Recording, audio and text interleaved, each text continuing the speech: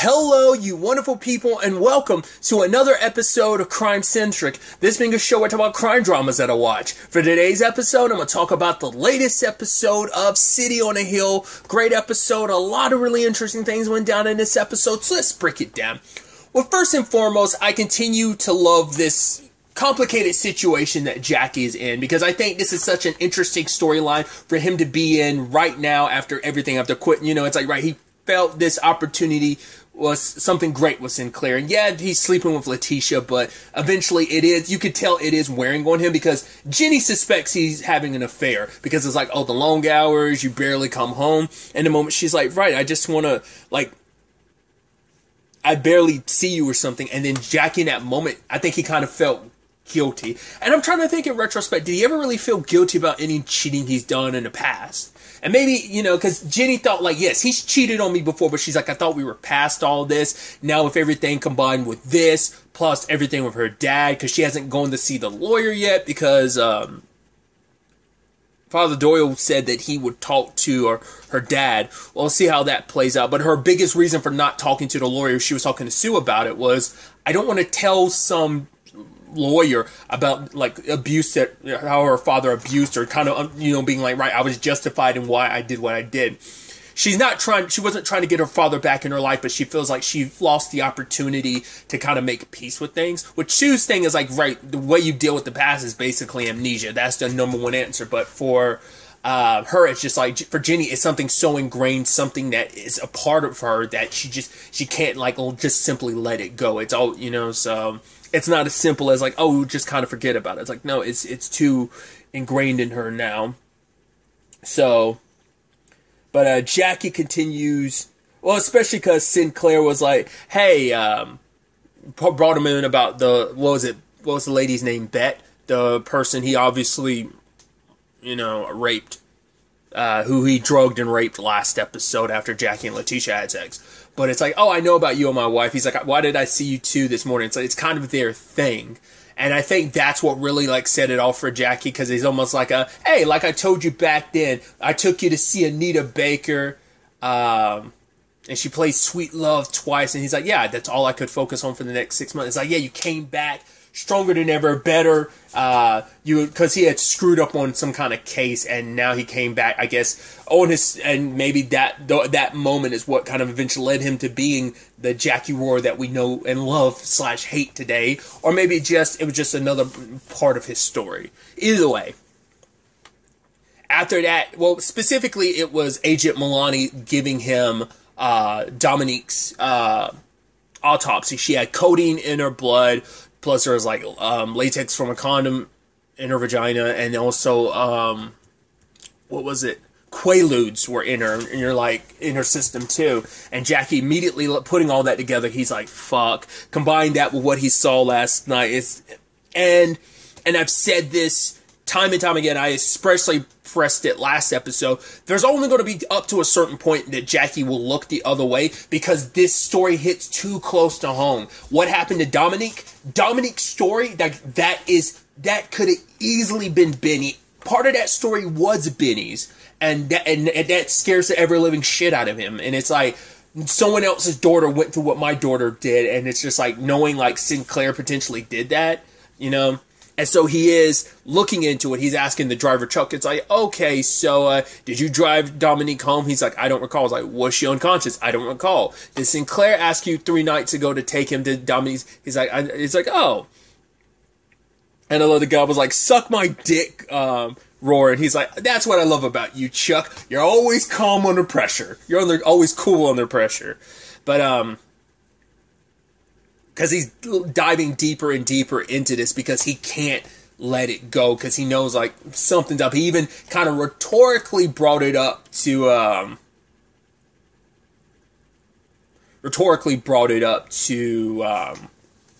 DeCourcy this episode. But I've said it again and again. There is a good person deep down underneath all that bullshit that is Jackie Rohr. And it's like, once again, this is also the thing of, if Jackie didn't come from the circumstances he did with Benny, would he even give this shit the way he does? Like, this is someone else's daughter, but like he never thinks about a lot of that stuff. Like, oh, this is someone's. I don't know. Maybe he still would have, but obviously this, and that's why I'm saying like this story comes at like kind of the perfect time. It's like this story happened after everything happened with Benny, you know, in season 1. So, like, kind of, you know.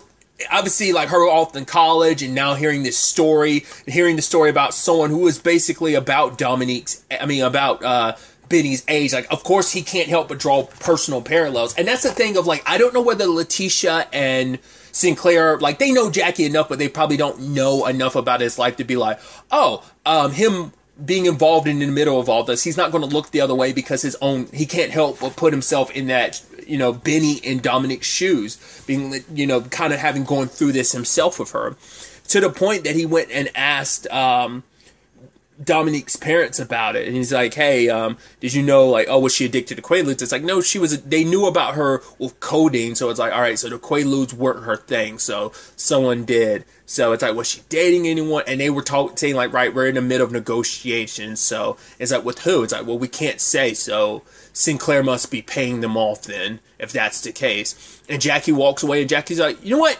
My daughter nearly died from a similar circumstance, and he was like, I was so pissed, I was ready to kill everyone, and here you are saying, well, we're in the middle of negotiation? Jackie was like, fuck you, fuck both of you. I'm like, Jackie, and that's why I was like, this is going to be such a,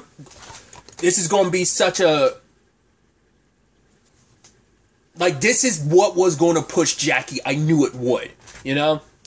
There's just too many parallels to Benny's circumstances for him to walk the other way. And him calling her, being like, oh, you're having fun? He's like, yeah, just make sure you watch your drinks and stuff. You know, it's like, oh, you're partying in the middle of the day. It's like, yeah, but he's like, don't trust anyone, not even Faust. It's like the people you love are the people you come to like love are the ones you can't trust the most. And she's like, I'm not drinking, Dad, and you shouldn't be calling me when you're drunk. He's like, no, I'm not. He's like, I'm not drunk.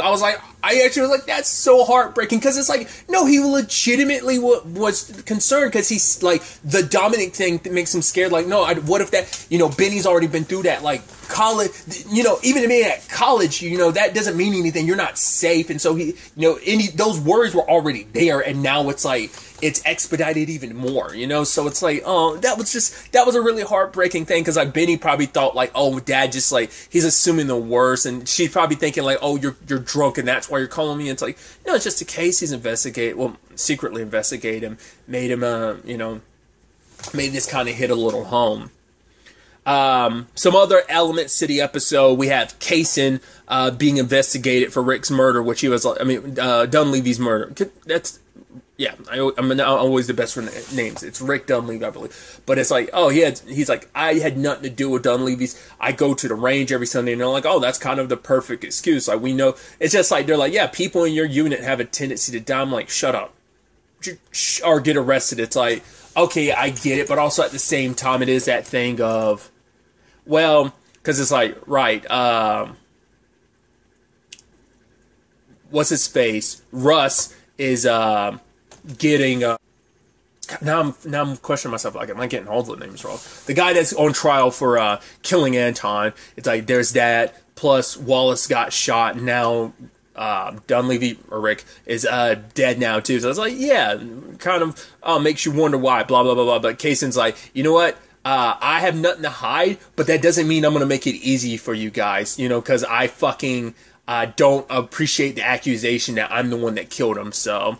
Which his wife is like, just make it easier for him, give him the gun, because I know you didn't do it. She's like, hey, I'll even lie to you, but he's like, I don't want you committing perjury. She's like, why? The cops are doing whatever they want to, like, might as well, like, do the same. But it's like, you know, in Kaysen's case, it's like, two wrongs don't make a right, because he wants things to kind of be shown, like, on the up and up, because he feels like this is them blindsiding him because of the whole, they're just trying to, like, jam him up because of the, Anton's killer. Like, that's on, he felt like this is just kind of their way of kind of handling that. Like, yes, like, everyone knows about Kaysen's beef with Dunleavy, so it's like, it's not, like, no secret. Like, that makes him the perfect fall guy. Whoever ended up killing him probably knew about that. I mean, it might have all been a part of the same plan. Maybe not. It may have been completely unrelated. He was a piece of shit, so there's no telling, like, who could have been the one that capped him. I'm sure there's plenty of people with motive.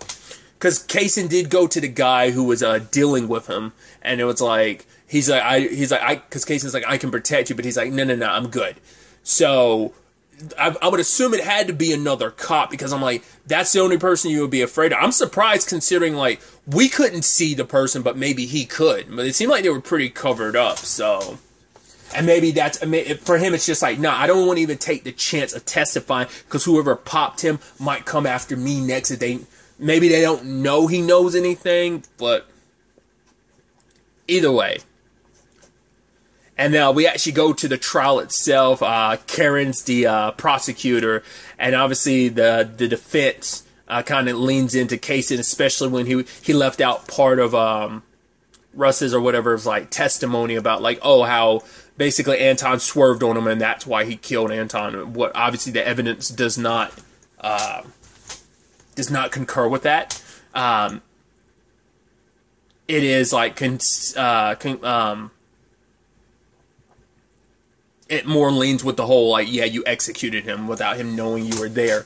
Either way, but Kaysen kind of gets ripped apart on the stand, because it's like, well, first and foremost, like he's already kind of going, under investigation for Dunleavy's murder. Plus, it's like, right, if you thought he was responsible for killing Anton, why did you keep him on the strike force unit and stuff like that? Which, why is that the case? I guess it's just kind of like because he couldn't necessarily do anything about it.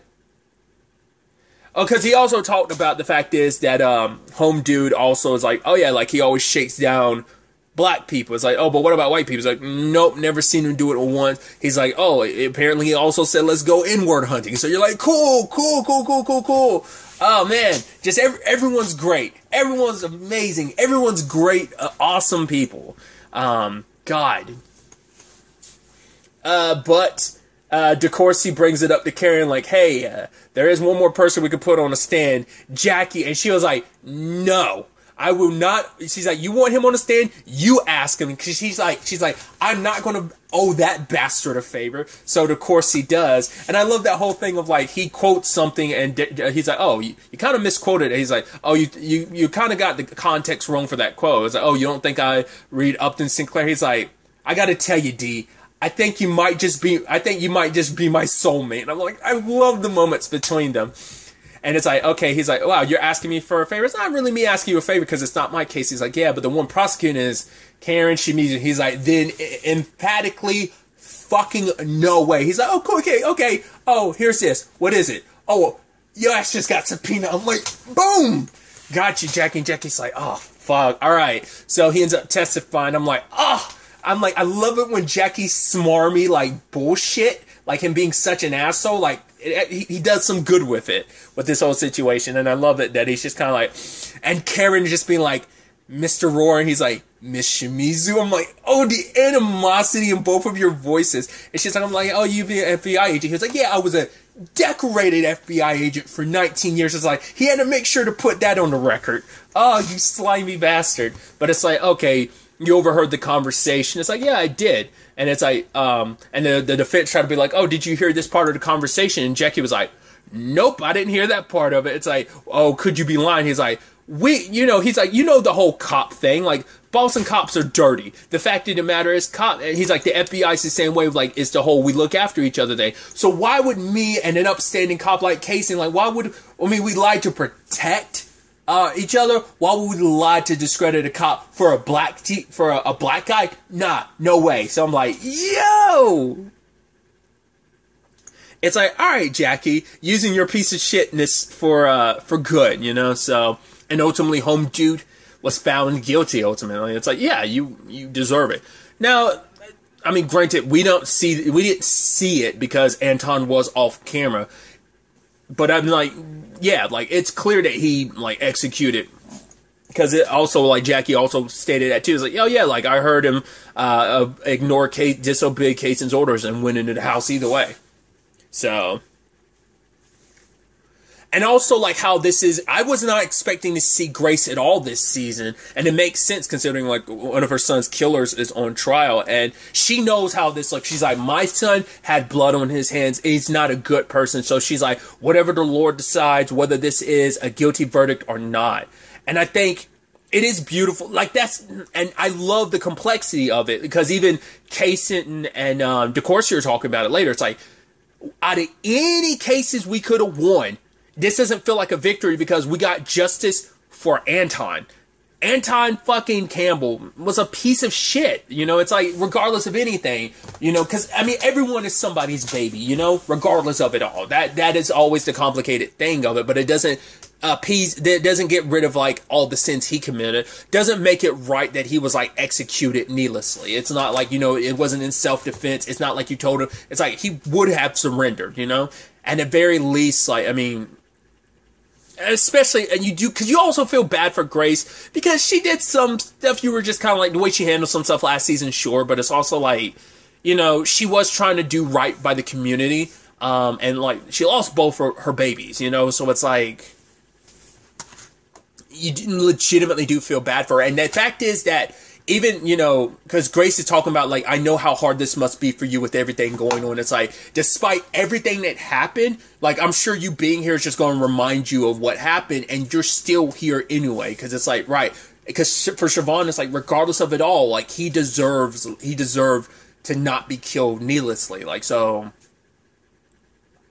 and Grace praying to kind of give Siobhan strength. And I wonder, is it a combination of just the fact is it's about Anton, so it makes her feel a little weird, or whether it was just everything that's going on, as we learned a lot about her past, you know, last episode. So I'm curious, is some of that kind of coming to the forefront. But, you know, I did like that, like I said, I do love the complexity of it, that it's like, right, by law, like, Anton wasn't, I mean, obviously, once again, wasn't a great person, but he didn't deserve to be, like, executed like that.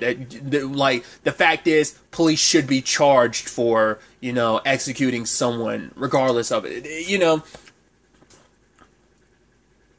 Because, like, because that's the thing of, like, if you're able to just kind of do this now, it's like, what's going to stop you from, you know. And I think a lot of commentary from this show could definitely reflect, obviously, even present day, where Grace is like, oh, a white cop, a cop getting arrested for the killing, like, a young black man or whatever. It's like, yeah, like, they'll go to jail when pigs fly type of situation. It's like, you know, that's a sentiment that, you know, obviously the show was set in the 90s, but it's like, you know, they wrote that specifically because it resonates so much with today too, so. But there's also that story. What was it? Was it Sam Hose? Is the person that DeCourcy talked about? That is a god-awful story. I audibly said, Jesus fucking Christ, when I heard that story. I was like, that... And that probably is a true story in your life. Someone was lynched, and that basically all the people were gathered around, like, men, women, and children, and then they would basically sell pieces of his body almost like as memorabilia. It's like, yeah, 25 cents for bone. And you're like, God, people fucking suck, dude. God. That is like horrendous. And it's just kind of that thing of, like, for DeCourcy, it's like, yeah, like, this case was just a reminder that, yeah, we might have won, but it's still 10,000 to 1. I mean, like, oh, God. Ugh. It's shit like that makes you go, man, we're not even, like, humans, we're not even worth it. We're garbage. You know, just knowing that no matter what the time frame was, knowing that humans are at all capable of looking at, I mean, and once again, that's still a thing today, that people, like, devalue life so much that people still will look at someone as lesser than, but you would lynch someone and then desecrate their body like that too. I mean, fuck, dude. That's all I can say to that is fuck. Some other interesting elements to the episode. Siobhan continues to look into Hernando's case and ended up meeting with a guy who's actually their neighbor. basically they can't say anything. Like, the union told them to keep quiet, and they're all, if they don't keep quiet, they all need this job, and they don't want to stir the pot. And they're like, yeah, because we know what they're capable of. And Siobhan's like, who's they? And Siobhan later on gets a visit from looks like kind of a, I don't know if you necessarily call him a wise guy. I think he, at the very least, he works with some wise guys at least.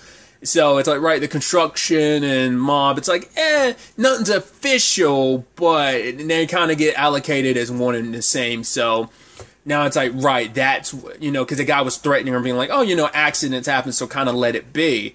He's like, you did get shot a few months ago, be kind of unsavory if something like that happened again. It's like, I was like, oh, this bastard like stepping to her like that. So Siobhan's found herself neck deep in something, like this, especially when she's still dealing with the PTSD of everything with Anton.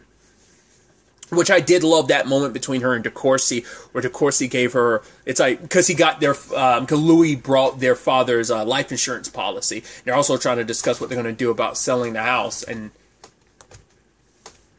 because it's like, right, neither one of us is going to live there. It's like, yeah, but it was like their home, and, so it's going to be interesting to see what they end up doing. They most likely will end up selling it. Not unless DeCourcy plans on, like, moving in with Siobhan, but I don't see that necessarily happening.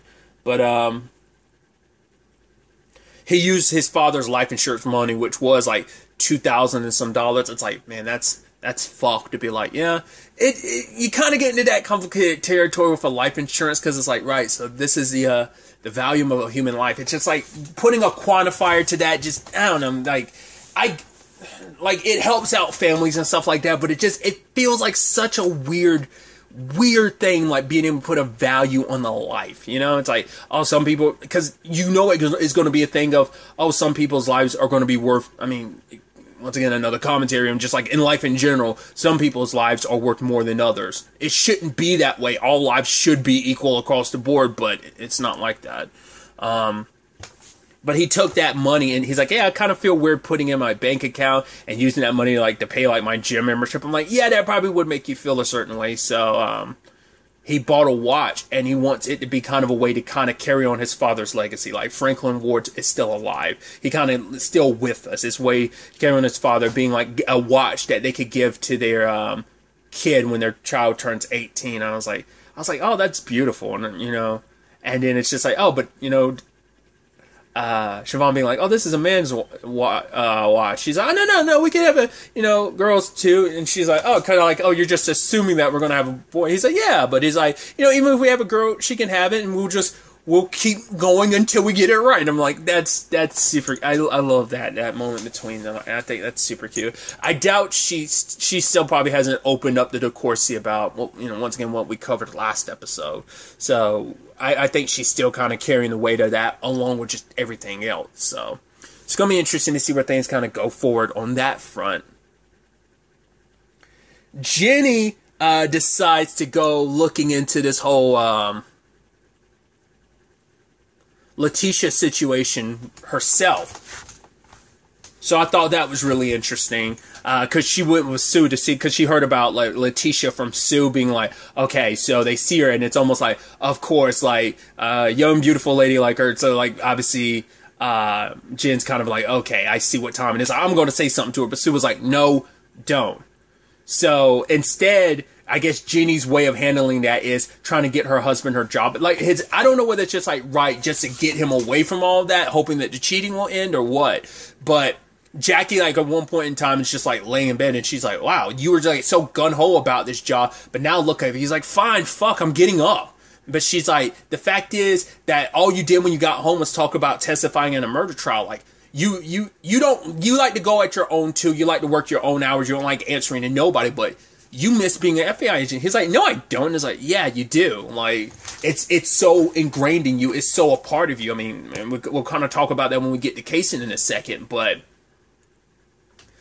I love that whole situation of just Jackie just looking at himself in the mirror and just flicking himself off. It's kind of doesn't want to go back to work just with everything he's learning about the Sinclairs and everything. But Jenny actually goes to Karen like to try and get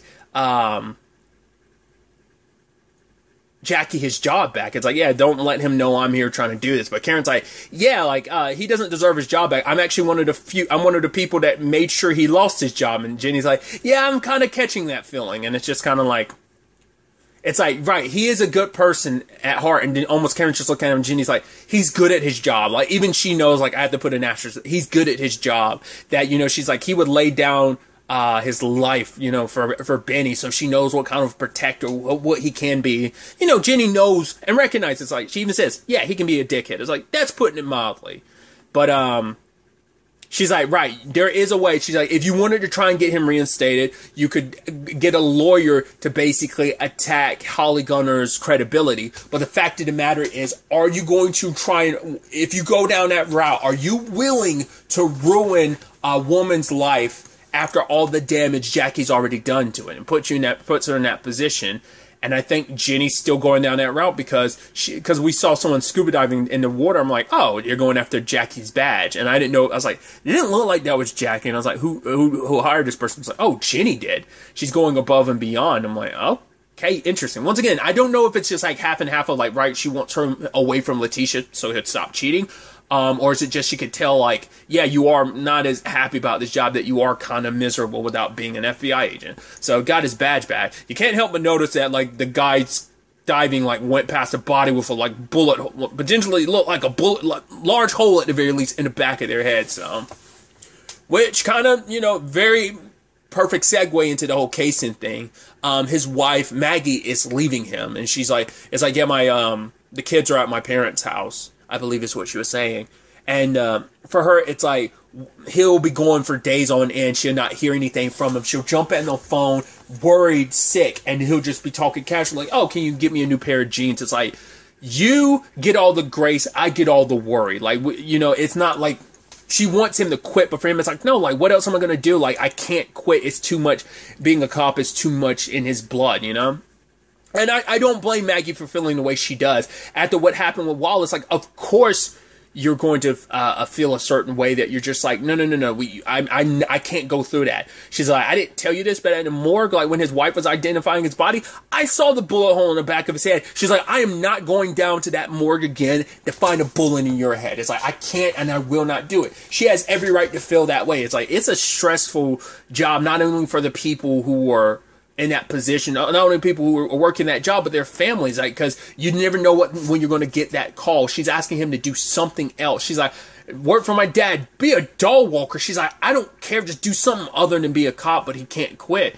And he's even saying, like, no, you stay here and I'll leave. But she's like, no, you always loved this house more than I did. So, like, well, I don't know how to interpret, because I think she said, you always love this house more than me. So I don't know if, I think it's just like, right, you always love it more than I did. I don't think it's meant to be read more into like, no, you've always loved this house more than me or something. I don't think it was like that. But still. So, I am curious, will Kaysen end up quitting, just considering, like, yeah, like, you're just, especially that blue veil, you know, no matter how much good you do, there's just so much bad and rot that kind of eats away at your own soul. So I don't know. It's gonna be interesting to see how that plays out, but also where things kind of go with Jackie, especially when Jenny's going so hard in the paint to get him his job back, him dealing with the whole not Siobhan, the whole God, what am I thinking of? Dominique and the Sinclairs. I'd almost forgot to talk about DeCourcy's case too, where he made some headway because he knew like something was fishy, because a lot of the two cops he's investigating, all their like affidavits are signed by the same CI. Well, he goes to find that CI. Basically, that CI used to sell out other people for drugs, and it was there. He was like, oh, he'd get drugs from them, and they like he basically signed an affidavit for them. The Glenn would like, so they'd have an excuse to come after someone. He's like, oh, these person served you drugs, right? It's like, yeah, but it's like, right now, someone who had no connection to you, no one who bought any drugs from you, your name, like, you're still. I guess they still use his name from time, because it doesn't seem like he's still a part of that or not. I mean, not unless he still sign off from it from time to time, but he seems like he kind of got his life clean, so he's not down with the drugs anymore. Down with the drugs. I don't know why I said it like that. It seems like they're probably still using his name after all this time. I don't think he was, I mean, but the case has been around a while, so it might have still, this whole case could have still been back from when he was still doing it. So he probably got clean. This is just one of those things that happened to happen while he was still using drugs, so he hadn't gotten cleaned and walked away yet. So, of course, he wants him to testify to kind of take these cops down and kind of clear this guy's name. So, because of course they also made it so, like, try to talk to the warden to kind of set up a schedule so the guy could see his son from time to time on a schedule. So, of course, they obviously try, you know, everyone's trying to fight their own respective battles and wars on so many different fronts. And it's going to be really interesting to see where all of this ends up taking us going forward into the next episode. But really, that's all I want to talk about. Till the next time we meet, be happy, be safe, live life to the fullest, and enjoy it. Good day, and goodbye.